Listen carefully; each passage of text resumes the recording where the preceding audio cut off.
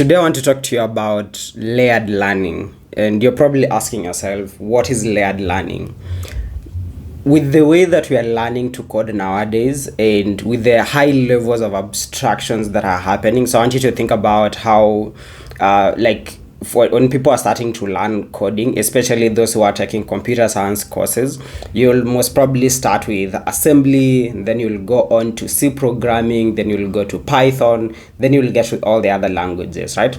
So all these, there's a lot of abstraction that has happened along the way to the point where you're learning Python, whereby you don't fully understand the inner workings of a language unless you go ahead and read about it, or unless you did, assembly or C. Then now with the advent of AI, there is now even higher levels of abstraction. So in this context, I want you to think about AI as an API. Like, it's just a high level abstraction that you're calling an API, and then it gets you the information that you need. In this case, if you're asking it to give you some code, it gives you the code.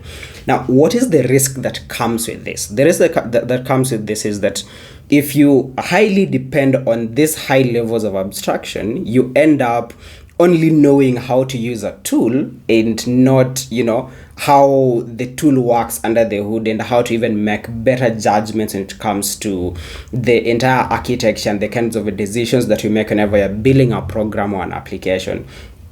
And this is why I think that at this age, layered learning is one of the best things that you can ever do. Now, I have an entire article that I've written on my Substack about layered learning, but I'm going to just give you the quick framework on how to adopt layered learning, right?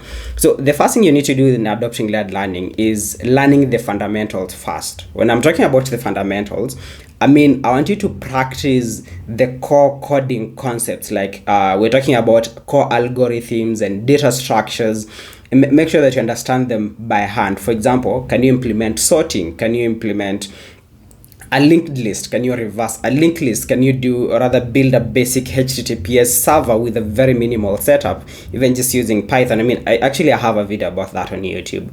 These are fundamentals that you learn, and then they help you understand how memory works, how concurrency works, how the input-output works at a conceptual level. And a lot of these small experiments that you do, they help you understand the fundamentals really, really well.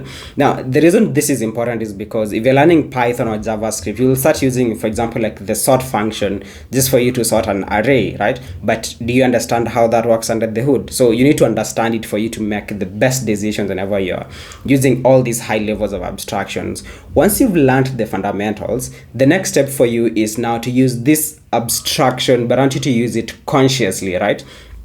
So whenever you're using a library, any Python library or JavaScript library, take time to inspect the key parts of that library, right? So how you do this is by making sure that you read the documentation. You read the documentation deeply and carefully. If it is even possible, go ahead and review the source code. This is what I love about Python and Visual Studio Code.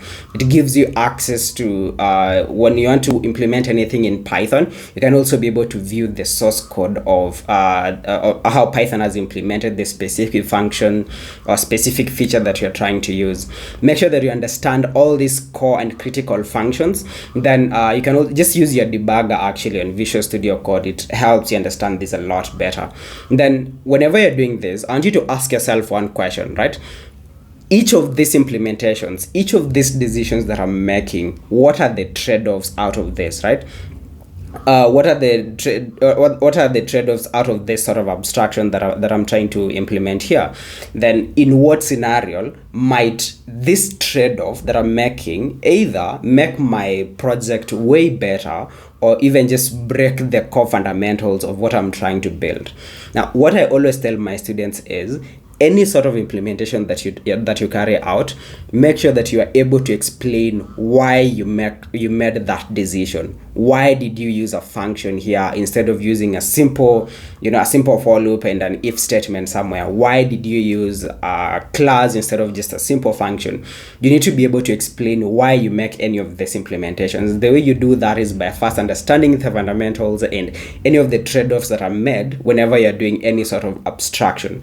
This is the same reason someone would ask you at an interview at this age, why did you use Copilot to help you, let's say, autocomplete certain sections of your code, you should be able to explain that and give a reason that makes sense. Now, once you've done these two, I'll just remind you the two things that we've mentioned. Learn the fundamentals first, then go ahead and use abstractions consciously. Once you've done that, then the last step for you is to integrate AI, but integrate it thoughtfully. This is really, really key here.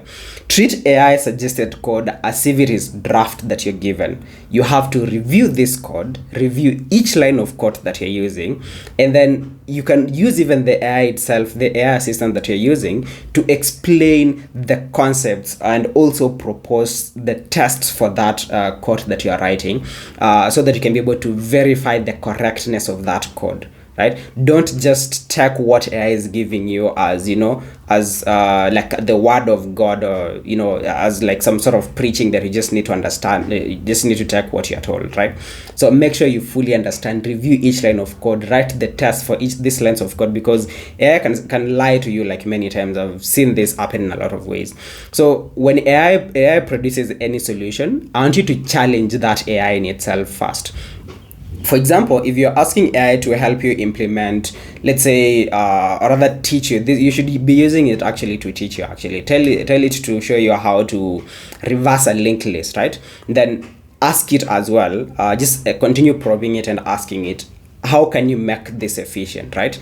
Then ask it even questions such as, what if I want to break this logic that you've given? What are some of the loopholes that are found in this code? It will end up trying to self-analyze the code that it's giving you to make sure that you're able to get everything right. Then what are some of the edge cases that needs to be covered that have probably not been covered by the solution that you're giving me? Ask it what happens under the failure conditions of this specific program or this suggestion that you're giving me. This three-step framework that I'm giving you, I believe this layered manner of learning is the best way for you to learn coding at this age of AI, whereby you literally can't avoid using it. It's good. I mean, if you're not using it, you're going to be left behind. So I'll repeat on this. Learn the fundamentals first. Understand things such as how memory works, concurrency, input, output at a conceptual level. Understand all these things. Use abstractions consciously. This is where whenever you're making any implementation, understand the trade-offs that you're making, and also understand in what scenarios might these trade-offs either break or underperform in what I'm doing. And then lastly, integrate AI thoughtfully. Now, if you want to read an entire article on how I explained everything, starting to how you can learn everything basically, I want you to go to my Substack. I'm going to share the link somewhere in the description below or in the first comment. I'll try and pin that, and then you can read it. All the best and happy coding.